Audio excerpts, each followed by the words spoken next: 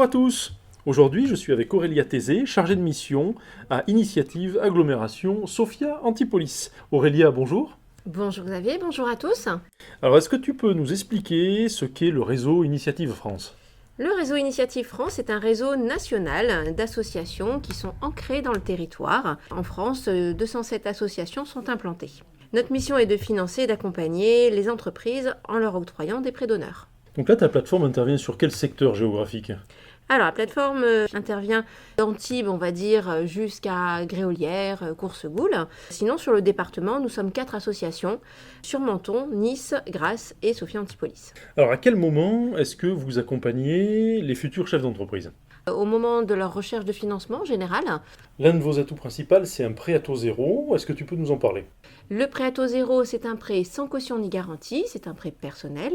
Ce prêt permet de financer ce que la banque ne va pas financer, c'est-à-dire la trésorerie, les 2-3 mois de caution, de garantie, le loyer, voilà, les éléments qui ne sont pas corporels, et puis également le stock. Quelles sont les étapes de l'accompagnement? Le premier, c'est donc un rendez-vous d'accueil et de conseil. Et à la suite, on va rentrer dans le détail du plan de financement et donc du prévisionnel. Une fois que la personne est prête et que le dossier est complet, on fait passer donc la demande auprès du comité. Il y a un comité par mois qui se déroule sur Sophia Antipolis. Ce que vous appelez un comité d'agrément, alors? Tout à fait. Le comité d'agrément, c'est un moment qui est fort pour les entrepreneurs. Ils se présentent physiquement, ils défendent leur dossier. Et à l'issue de ce comité d'agrément, qu'est-ce qui se passe? Il y aura l'aval ou le refus de l'octroi du prêt. Et après l'immatriculation, vous les accompagnez pendant combien de temps? Alors, c'est 3 ans d'accompagnement post-création. Alors c'est du minimum ou il y a des entrepreneurs que vous suivez depuis plus que 3 ans? Il y a des entrepreneurs qu'on accompagne depuis plus de 3 ans, alors c'est plus un accompagnement aussi proche, mais effectivement, on peut les appeler une fois par an pour prendre de leurs nouvelles. Eux-mêmes peuvent venir à nous et nous solliciter pour un rendez-vous avec un expert comptable, un avocat, un assureur, parce que voilà, la vie d'un entrepreneur n'est pas lisse et il peut y avoir des événements qui jalonnent ces années. Combien vous êtes dans l'équipe? Nous sommes 3 salariés dans l'équipe. Nous avons également une 60aine de bénévoles qui nous accompagnent au quotidien. Alors ces bénévoles, qui sont-ils?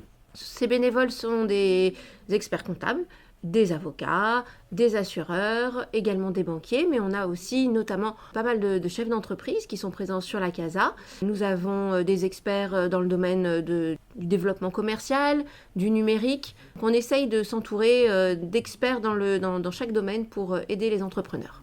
Donc là on vient de parler d'accompagnement individuel. Est-ce que vous aidez aussi les chefs d'entreprise à développer leur réseau?